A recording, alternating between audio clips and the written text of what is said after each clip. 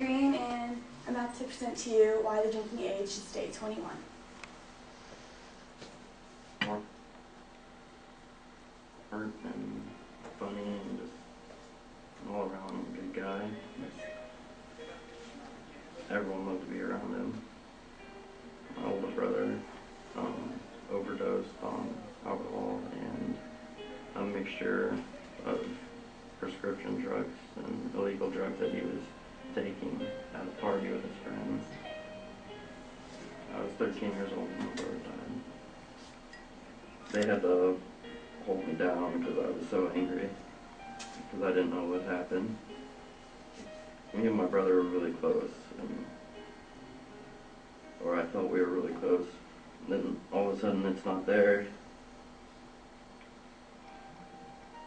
My best friend is gone. I don't want to lose my reputation. Keeping the drinking age 21 is a reasonable option for keeping a safer society for the adolescents and teenagers of America. And before you completely disregard what I have to say, just listen to my reasons. By 18-year-olds, they're still in high school, and that will cause a lot of problems. There's going to be higher death rates, and by 18, the brain is not yet fully developed. A review of national and statewide surveys conducted over the last 15 years shows that among typical fourth graders, 10% have already had more than one sip of alcohol, 7% had a drink in the past year.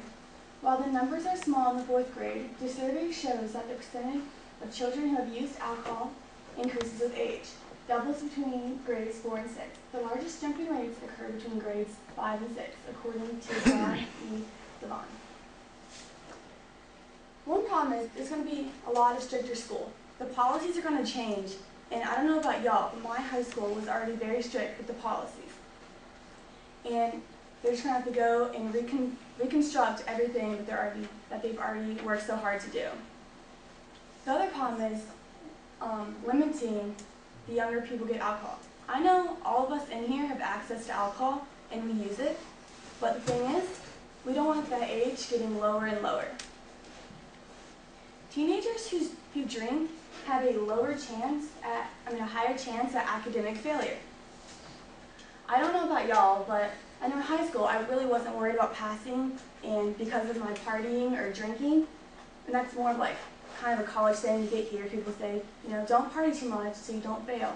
But do you really think you can handle that while you're in high school? The responsibility that you have while you're in high school is not a lot. A lot of kids are not mature enough to handle this responsibility. And then there's the argument of you can join the armed forces, you can have a beer, but the thing is, the armed forces forces you to grow up and, in a sense, become a man. Just allowing you to drink alcohol does not allow that. The effects of lowering the drinking age to 18 influences a person academically. But stop and think about how it affects you if you do or do not live. My second point is that there will be an increase in teen death. I got my statistics from SAD, which is Students Against Destructive Decisions. Drivers are less likely to use seatbelts when they have been drinking. In 2005, 64% of the young drivers of passenger vehicles involved in fatal crashes who have been drinking were unrestrained. Of the young drivers who have been drinking and were killed in crashes, 74% were unrestrained. During the last 30 days, 28.5% of high school students nationwide had ridden one or more times in a car or another vehicle driven by somebody who had been drinking alcohol. 28% of 15 to 20-year-old drivers who were killed in motor vehicle crashes in 2005 were drinking.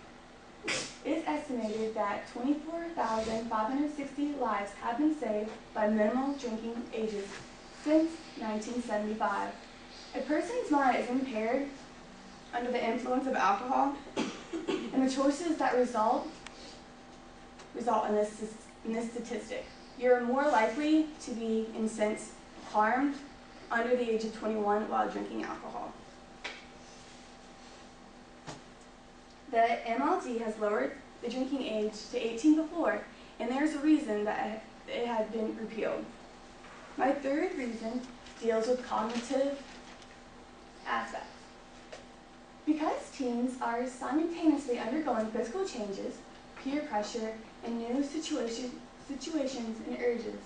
Allowing them to consume alcohol can make them more vulnerable to drug and substance abuse, unplanned and unprotected sex, depression, violence, and other social skills, states the U.S. Department of Health and Services.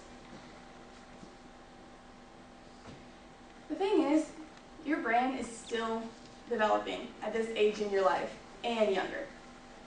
The frontal cortex and the outer mantle have not yet merged together and become completely mature. This doesn't fully happen until your mid-20s, so why harm your undeveloped brain at this time? Before this is actually fully developed, your critical skills are not at their highest peak. So in college, I know I learned a lot about critical thinking in some of my classes, but to damage the part of your brain that helps with your critical thinking is not going to help anybody. Alcohol and binge drinking create many problems such as memory loss, kidney failure, and other problems. So why are we going to start this earlier? I know I don't want these problems with my body already. Drinking is looked at as a rite of passage, but is it really worth the problems that you're going to have on your undeveloped brain? The younger a person starts to drink, the more likely they will become dependent on alcohol. So first, drinking in responsible students in high school is an oxymoron. Secondly, deaths and injuries that are associated with underage drinking is at risk for increasing at the legal age if the legal age was lowered to 18. Finally, the brain is not yet fully developed by the time a person is 18, so why make it legal for the brain to be in harm's way? I know there's a lot of alcohol use in my family. I know there's a lot of alcohol use in here, but I would really hate to know that any of these chances would happen to my little sister, and I wouldn't want it to happen to yours.